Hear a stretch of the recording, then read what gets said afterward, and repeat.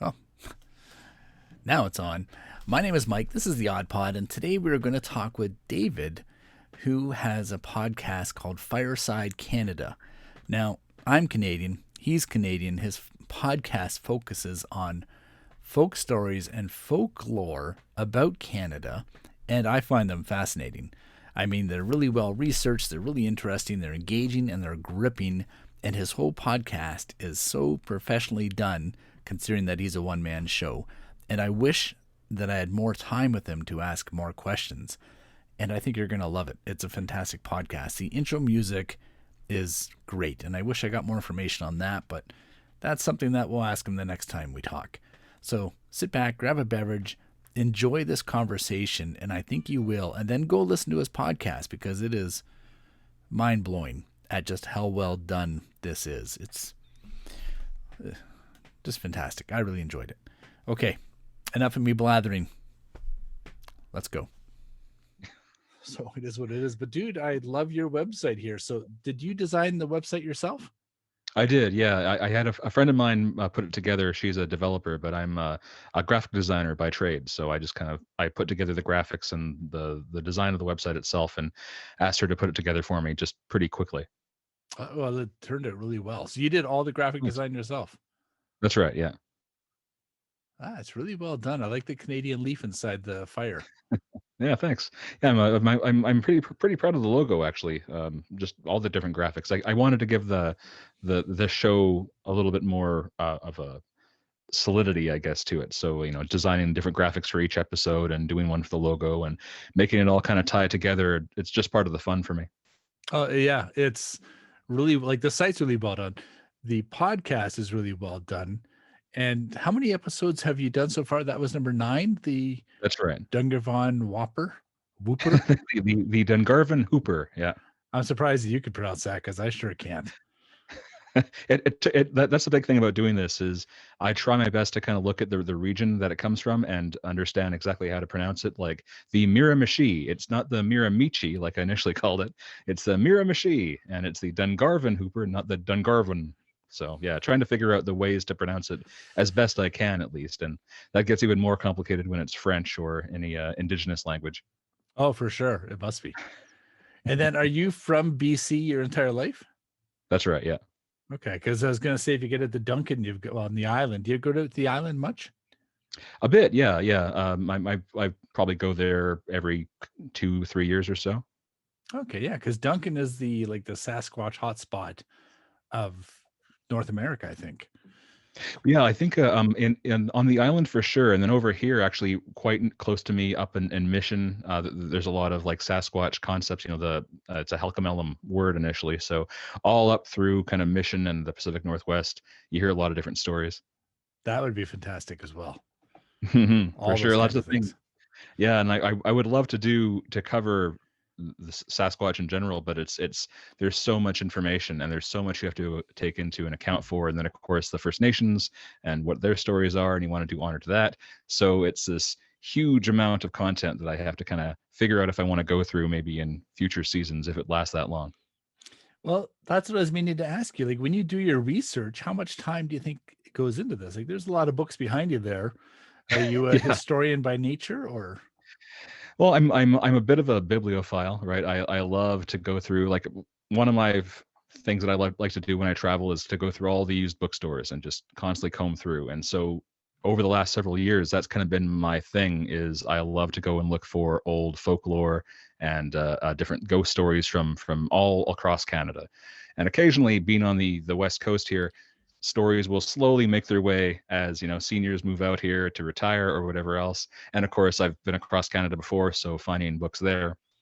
So it does take quite a bit of time to find the material that I actually want to research and talk about, and of course just looking up online. So, and that's another thing about doing research for things like this, like the Dungarvan Hooper. The idea behind that tale, I was just going to say, okay, it's going to be a simple one, nice and short. Canada posted a stamp about it. Everyone kind of knows the ghost story if you're from that region, or if you've seen the old Haunted Canada TV show. But then I start reading into it and I start looking into it and I realize, oh, wait a minute, there's actually a whole huge amount of stories behind this story that aren't told anymore. And then I had to change it all up, and suddenly one episode became two, and it could have been more, but you have to kind of draw the line somewhere.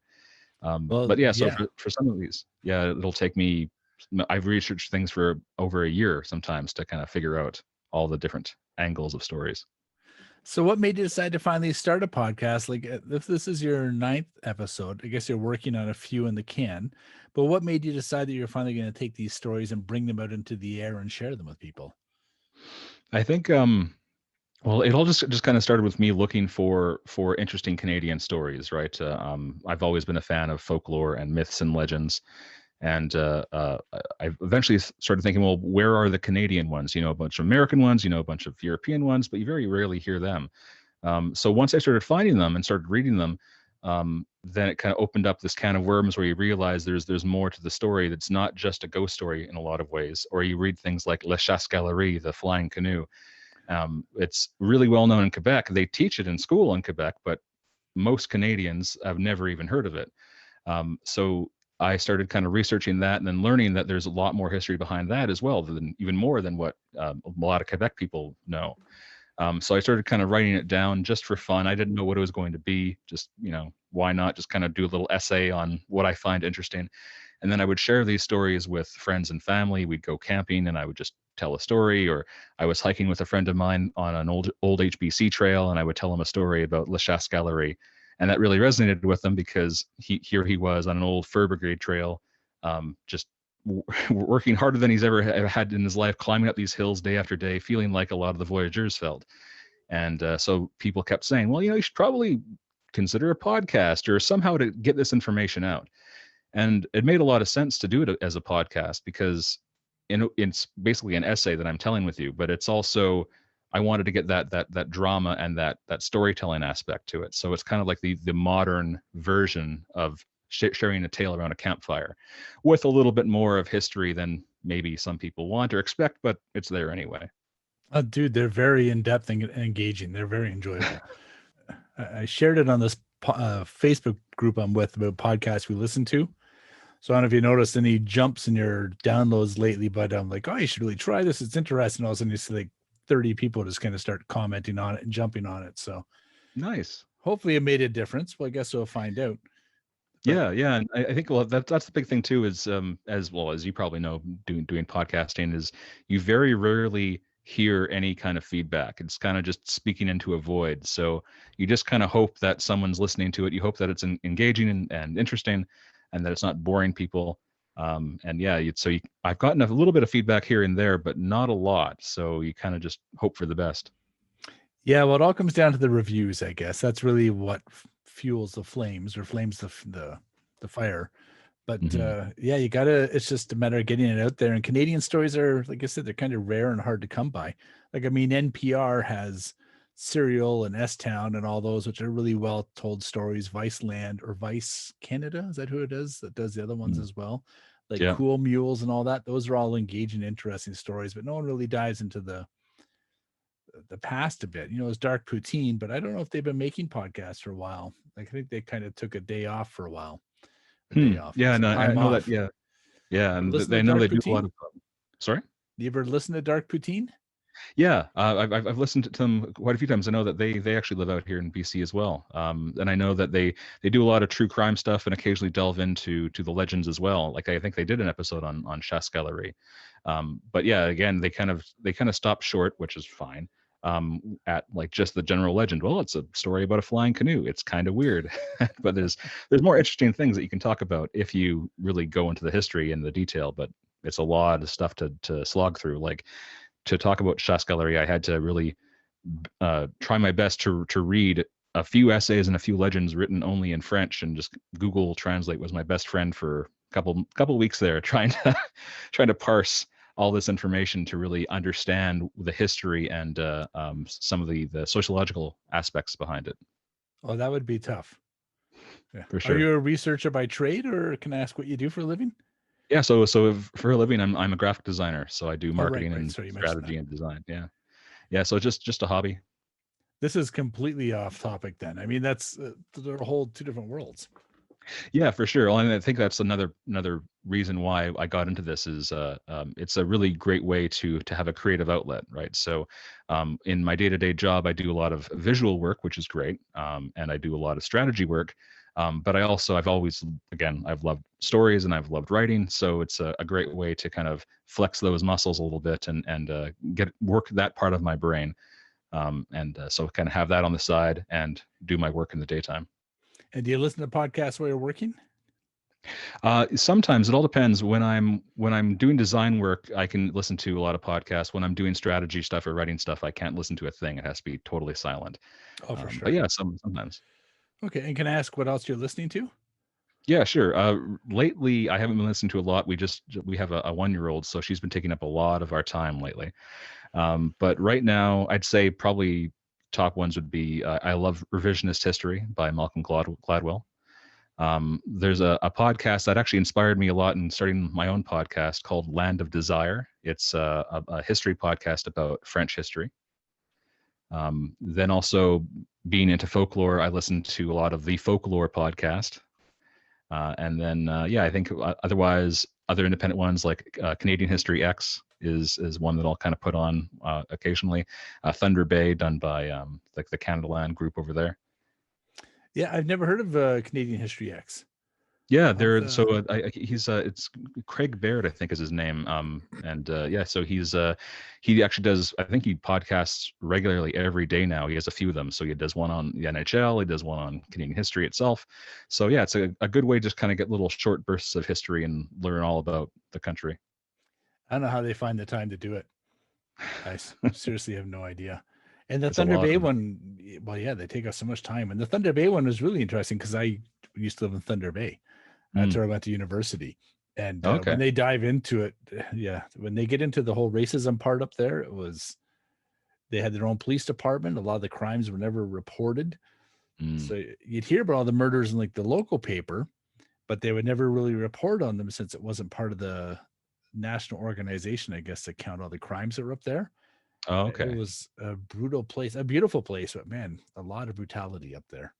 It was just madness.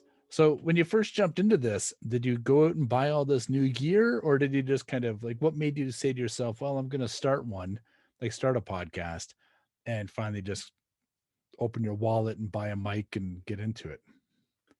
Yeah, I figured with the regular work that I do for meetings and stuff, I do most of my work from home. So that also helps out. So basically saying, okay, well, I need a microphone anyway.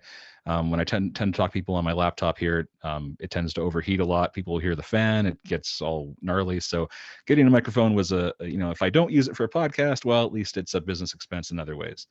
I figured that I could use it somehow. And so I've eventually bought just a regular just Rode microphone package with an audio interface and stuff. And that worked okay. But one problem with my voice in particular is it's relatively flat when I record it. So there's not a lot of like peaks and valleys when I'm recording. I tend to talk really quietly. And if I try my best to really speak out loud, then it just sounds like I'm yelling. So I decided I had to get a better microphone. So I eventually just kind of put in the money to get a better quality microphone. This guy here, which has done a lot better to actually work with at least the nature of my voice. And can I ask what mic that is? Yeah, so this is the Shure SM7B.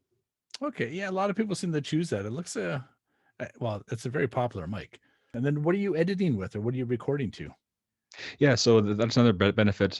Being a designer, I already have the Adobe suite basically ready to go. So I edit and record everything in Adobe Audition. Okay, and are you a Windows guy then? Mac guy, actually. When you're using Adobe Audition, does it export it when you're recording it, I guess, does it record it in a WAV format, or when you export it, are you exporting it as an MP3? or is Yeah, it so Wave? it actually there's a few cool things that that edition does. So it has a podcast template. So it has if you create a new podcast, it sets different voice settings for podcasts in particular, and it has different channels. So one for interviewer, one for interviewee, et cetera, sound effects, music bed. So that's really useful and organized and everything. I don't use any of that stuff because I'm just a one-man show, but a few of the levels I'll use, and occasionally some of the sound effects I put in will be on the interviewee line just because I've already used a music bed and other sound effects. So what I'll do is I'll record little bits, the various chapters of my episodes in wave format, just straight up mono wave, save them all, and then I'll go back in after I edit them all and assemble them into the podcast framework that Adobe Edition gives me. And then I export that as one big MP3 and slap a graphic on it, and it's good to go. And who are you hosting with? Right now it's Blueberry.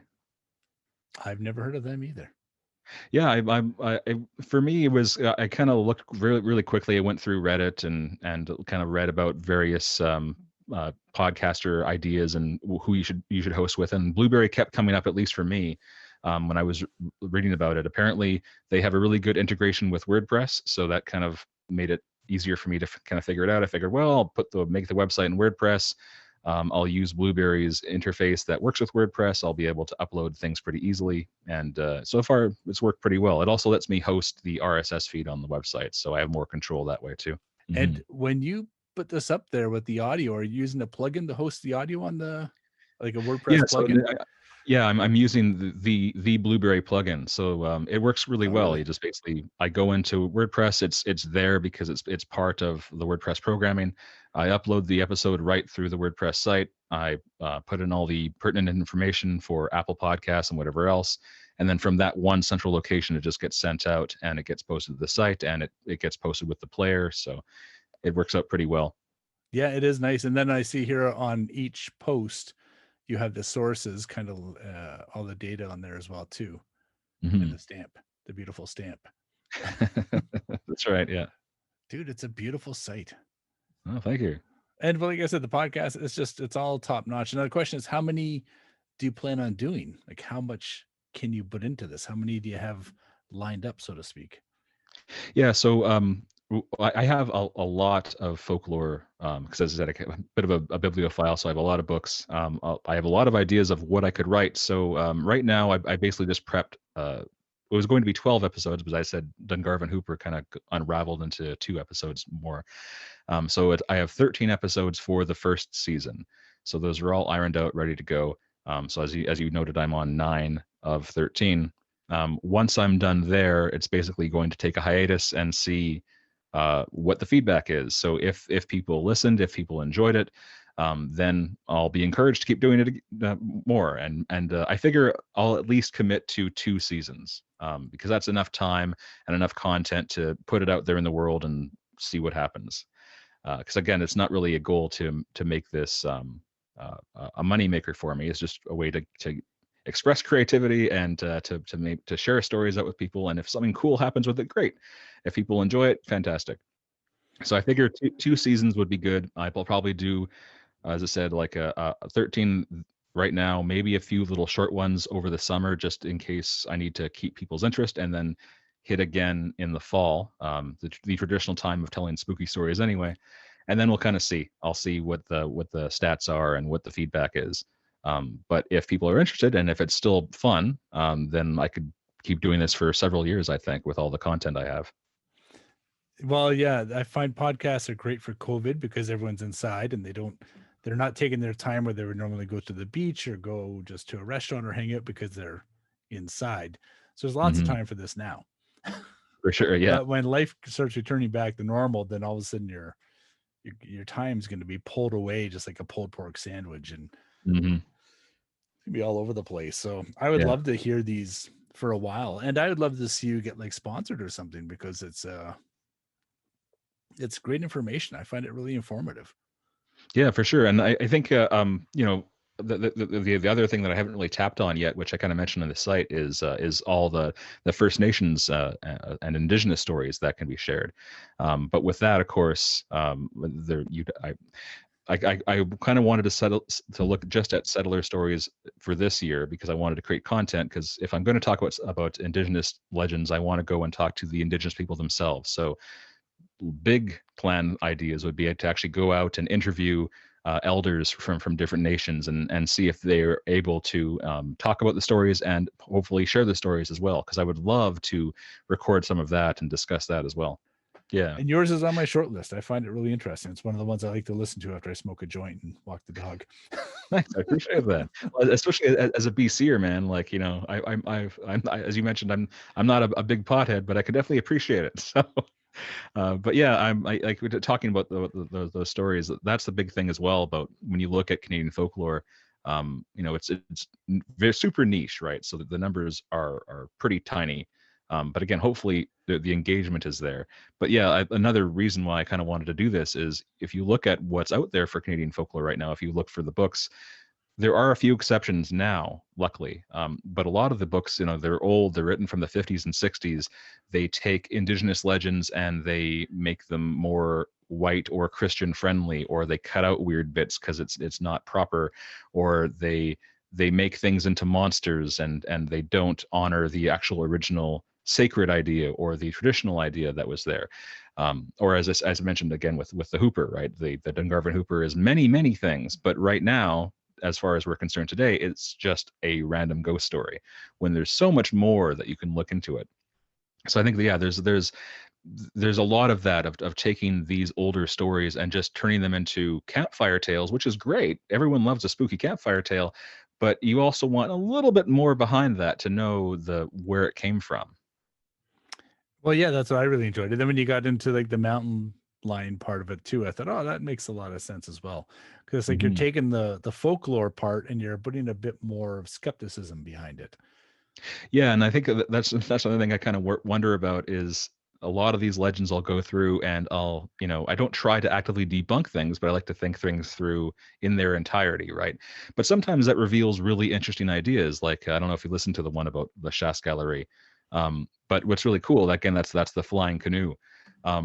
But there are actual historical reports from the 1600s by an Ursuline nun and other people who ran the churches about seeing a comet in the sky and seeing burning canoes on fire, like floating through the air. And so you get the impression about the fear that was going through these people's minds and the visions they were seeing. These are real things, and we don't know for sure if they influence the story, but certainly there are connections that you can piece together. So it's not just a crazy story about a flying canoe. There's a lot more in there that represents people's sense of isolation and loneliness, and that was relevant then and is totally relevant today to all Canadians and new Canadians, right? Coming over to an area, seeing these vast amounts of land. You can still in Canada go 2 hours outside of your home and you're in the middle of nowhere, right? So those ideas of being isolated, of being separated from your culture and your family, and that's still resonating today. And it's important we don't lose that aspect of the story. Well, that's also interesting too, because that's the flying canoe also ties in, like there's Norse mythology about flying machines as well. And then I was just listening to a podcast the other day about in ancient India, apparently they said that mercury was used to make these flying machines for these Hindu gods. And they said it was kind of shaped like a chariot at the time. So they almost all you hear these stories with flying objects, and it makes you wonder, well, if they all go back 1,000 years, maybe we as a society are missing out on something that happened 1,000 years ago that we just weren't aware of, and we're only hearing, tidbits of the story, the actual information that happened. So yeah, for sure. Yeah, and I mean, and that story also has connections to the Wild Hunt, right? The party of hunters that race through the sky in traditionally German but also English mythology, but they've made their way to Canada and now they're in canoes. And actually down by you, because I think you're in Brampton, Ontario, right? Yeah, just outside Toronto. Yeah, so if you go like 3 hours down south towards Lake St. Clair on the border between Michigan, I think. And you go down there, there are stories of the Chasse Gallery there too, about flying canoes going through the sky and black dogs running across the water surface and that kind of thing. So there are all these different stories and ideas that are connected in, Quebec history, in Acadian history, and in concepts of like old European mythology of the wild hunt that have kind of been translated over time to become, I think, uniquely Canadian. So it's a lot of fun to kind of look into all that stuff. Yeah, well, it sounds like you need to take some time off work this summer and go track down some more stories. Well, yeah, I have a working list of things to write about. It's just a matter of like, trying to find the time to do it. And, with the work and now, of course, podcasting, and as we all know, you start podcasting and you don't realize how much work it's going to be. And then raising a 1-year-old at the same time, it's a little bit of a crunch. But definitely going to take some time off over the summer. And again, at least get another season lined up. And then hopefully we'll see if people do enjoy it, which it sounds like they are so far, then I'll keep doing it. Well, dude, do it while you have the time, because when the kids hit like the walking age, then your life will fall apart. So I'm pretty lucky now. My kids are both teenagers, so I have the more relaxed time. Mm-hmm. But yeah, when they're a little bit younger, man, it was like zero time. So I pity you. Well, I think I got everything I needed here. I really appreciate your time. I'm going to hopefully get this up in a couple of weeks. Can I ask, is everything that people need to find you on, is it all at the website at firesidecanada.ca? Yeah, I think so. I'm basically everywhere, so I could always upload a few more logos on there. But yeah, I mean, Apple and Spotify are the key ones. But yeah, I think that the Twitter feed is probably where I'm most active. So, I'm posting every day there as well to try to get people connected. I think that's basically it. I think if you want to do another plug, I guess I can mention, depending on the timing here, but I'm actually going to be doing talks at 2 different conferences that are coming up. So one is called Haunted Shores, which is a conference. You just Google Haunted Shores. And another one is the Open Graves, Open Minds Conference, Ill Met by Moonlight. So I've signed up for those 2. I don't know why, because I have no time, but I signed up for those 2, where I'll be doing talks along with a bunch of other people for my part, to discuss 2 different parts of Canadian folklore. So the Open Graves, Open Minds will be about the Baldoon mystery, which again is in your neck of the woods. That's actually going to be the next 2 episodes after this one coming up this week. And then for the Haunted Shores, I'll be talking about the bell ringers of Prince Edward Island and the really interesting background behind that, which will eventually be in season 2, if I can get around to making it. Yeah, those sound really interesting. And I think before you know it, you're going to find that this is your full-time job and the graphic design is part-time. Yeah, well, we'll see. I mean, I don't anticipate making anything from this.